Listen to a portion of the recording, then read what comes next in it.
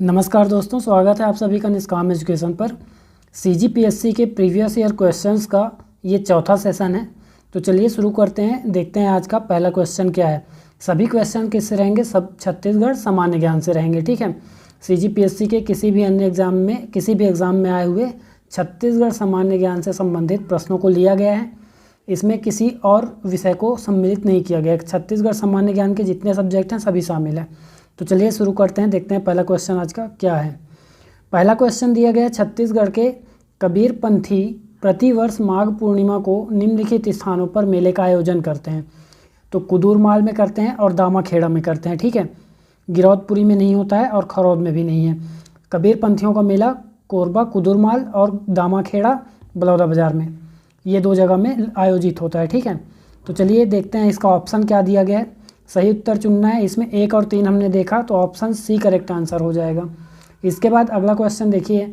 अगला क्वेश्चन है, निम्नलिखित में से कौन सा पर्व छत्तीसगढ़ में किसानों द्वारा मनाया जाता है? ऑप्शन है हरेली, हलछठ, हरतालिका या फिर हरावल।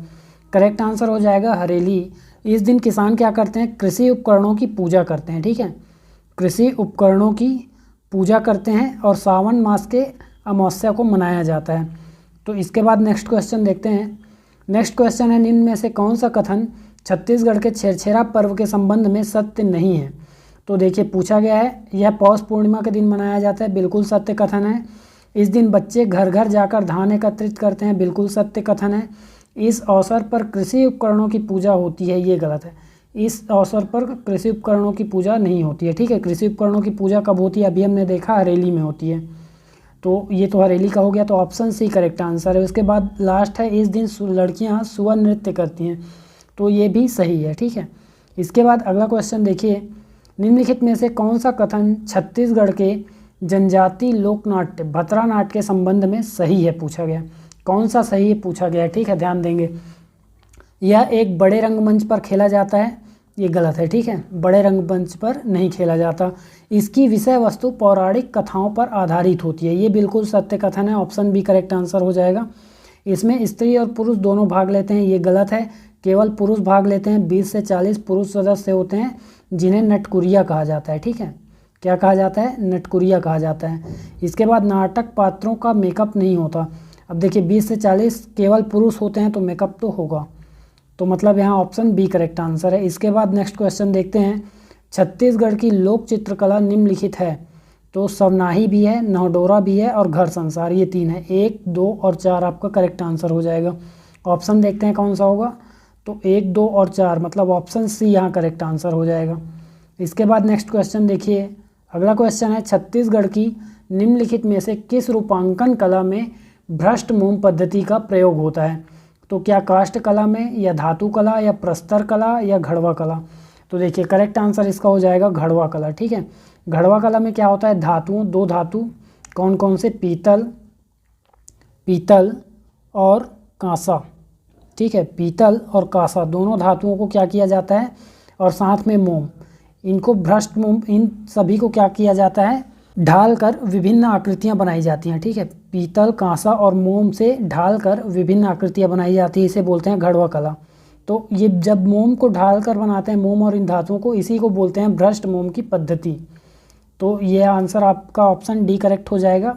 इसके बाद नेक्स्ट क्वेश्चन देखिए। आधुनिक चित्रकला के क्षेत्र में छत्तीसगढ़ के प्रसिद्ध चित्रकार कौन है? तो ऑप्शन ए करेक्ट हो जाएगा, प्रवीण शर्मा। इसके बाद नेक्स्ट क्वेश्चन देखिए। कथन कारण दिए गए हैं।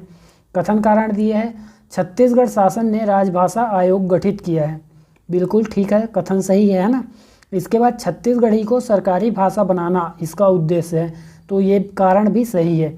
छत्तीसगढ़ ने राजभाषा आयोग तो गठित किया, छत्तीसगढ़ी राजभाषा आयोग गठित किया, और किस लिए किया? ताकि उसको सरकारी भाषा बनाया जा सके।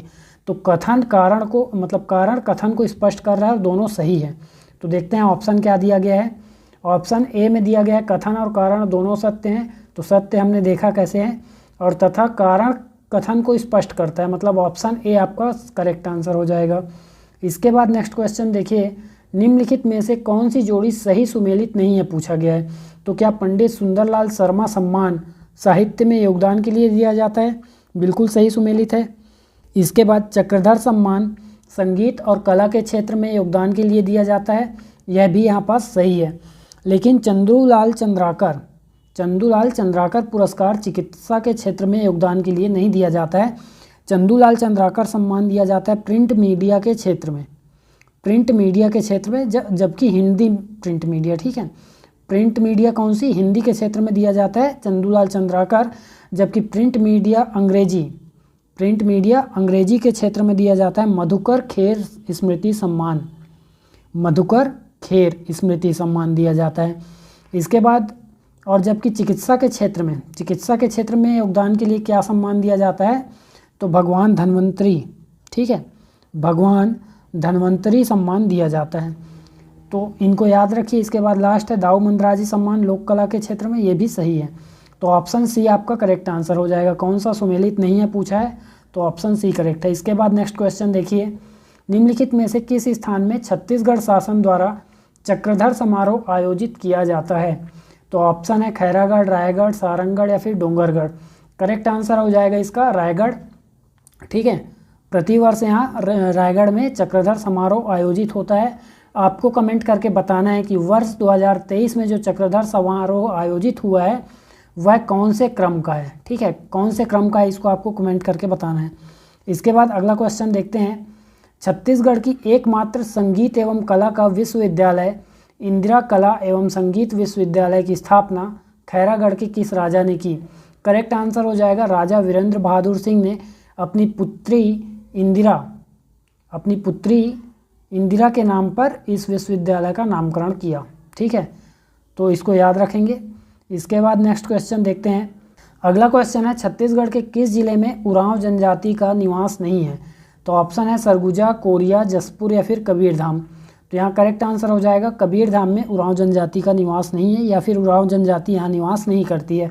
यहाँ कौन सी जनजाति है मुख्य रूप से, तो याद रखेंगे बैगा जनजाति है। सरगुजा, कोरिया और जसपुर तीनों में याद रखेंगे उरांव जनजाति होगा। इसके बाद नेक्स्ट क्वेश्चन देखते हैं। अगला क्वेश्चन है, भारत सरकार द्वारा घोषित निम्नलिखित अति पिछड़ी जनजातियाँ छत्तीसगढ़ में पाई जाती हैं, तो क्या परजा, कमार, पहाड़ी कोरवा या फिर बैगा, कौन कौन सी जातियाँ पाई जाती हैं जो अति पिछड़ी है पूछा गया, ठीक है। भारत सरकार द्वारा घोषित अति पिछड़ी, तो कमार है, पहाड़ी कोरवा और बैगा, ये तीनों अति पिछड़ी जनजातियाँ हैं जो भारत सरकार द्वारा घोषित है, ठीक है। छत्तीसगढ़ में भारत सरकार द्वारा घोषित 5 जनजातियां हैं जो अति पिछड़ी घोषित हुई हैं, और इसके अलावा 2 जनजातियां छत्तीसगढ़ राज्य में अन्य हैं जो अति पिछड़ी में गिनती होती हैं, पंडोप और भुंजिया 2 अन्य जनजातियां हैं जिन्हें छत्तीसगढ़ सरकार ने अति पिछड़ी जनजाति घोषित किया है।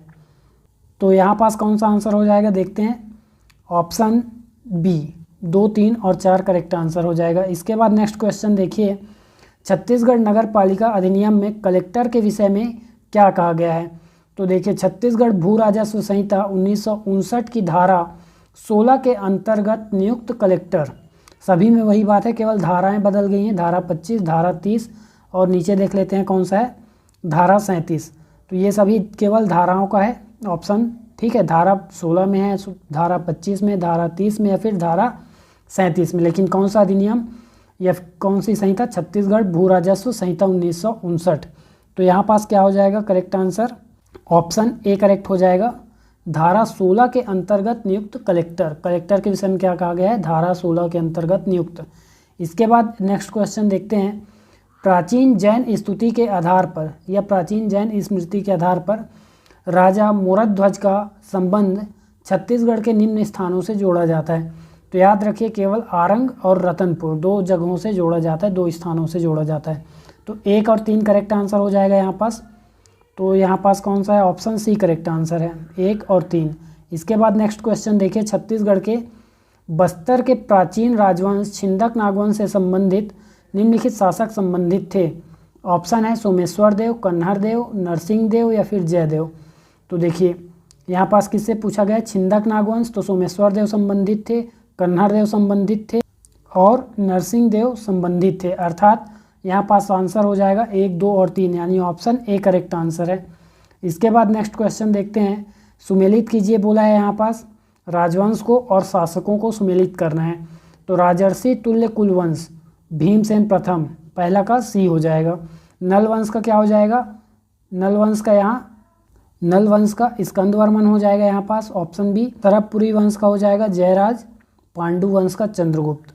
इसका मतलब यहाँ कौन सा हो जाएगा, देखिए पहला के लिए कौन सा आंसर हो जाएगा यहाँ पास, पहला का सी, फिर दूसरा का हो जाएगा बी, सी बी, और फिर तीसरा का ए हो जा रहा है, और चौथा का यहाँ पास डी हो जा रहा है। तो सी बी ए डी जिस ऑप्शन में होगा वही आपका करेक्ट आंसर है। तो सी बी ए डी है आपका ऑप्शन बी में, ऑप्शन बी करेक्ट आंसर है यहाँ पास। ठीक है, इसके बाद नेक्स्ट क्वेश्चन देखते हैं। प्राचीन छत्तीसगढ़ के निम्नलिखित किस राजवंश के शासकों ने त्रिकलिंगाधिपति की उपाधि धारण की है। बहुत बार क्वेश्चन रिपीट हुआ है। ठीक है, सोमवंश, नागवंश, फणी नागवंश या फिर नलवंश। तो इसका करेक्ट आंसर हो जाएगा सोमवंश। इसके अलावा अगर बोले कलिंग का सोमवंश, ठीक है, कलिंग का सोमवंश या फिर उड़ीसा का सोमवंश, ये सभी क्या है, एक ही है। और अगर केवल सोमवंश बोलता है तो भी वो कलिंग का ही सोमवंश है। तो इसने त्रिकलिंगाधिपति की उपाधि धारण की थी। त्रिकलिंगाधिपति किसे बोला जाता था, जिसका कौशल, कलिंग और उत्कल, इन तीनों के कुछ क्षेत्रों पर अधिकार होता था, उसे बोलते थे त्रिकलिंगाधिपति। इसके बाद नेक्स्ट क्वेश्चन है, छत्तीसगढ़ में कलचुरी प्रशासन के अंतर्गत रायपुर शाखा के शासक को निम्नलिखित में से किस उपाधि से संबोधित किया जाता था। तो कलचुरी प्रशासन के अंतर्गत बोला गया है, ऑप्शन है यहाँ पास महाराजकुमार राजा, महाराजाधिराज, महासामंत, महामात्य।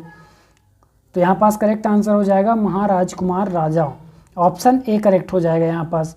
इसके बाद नेक्स्ट क्वेश्चन देखते हैं, छत्तीसगढ़ में कलचुरी राजवंश का वास्तविक संस्थापक निम्नलिखित में से कौन था। तो कलिंग राज करेक्ट आंसर हो जाएगा। इसने 1000 ईस्वी में छत्तीसगढ़ में कलचुरी वंश की नींव रखी। कब, 1000 ईस्वी में। ठीक है, तो कलिंग राज वास्तविक संस्थापक था। इससे पहले मुग्धतुंग ने भी आक्रमण किया था कुछ क्षेत्रों को विजित करके, लेकिन स्थापना नहीं की थी यहाँ पास कलचुरी राजवंश की। तो यहाँ ऑप्शन बी करेक्ट है। इसी के साथ ही आज का PYQ का यह सेशन समाप्त होता है। इसी प्रकार के और वीडियोज़ के लिए जुड़े रहिए चैनल से, और PDF के लिए आप टेलीग्राम में चेक कर सकते हैं। ठीक है, PDF के लिए टेलीग्राम में चेक कर लेंगे। और वीडियो में अंत तक बने रहने के लिए धन्यवाद।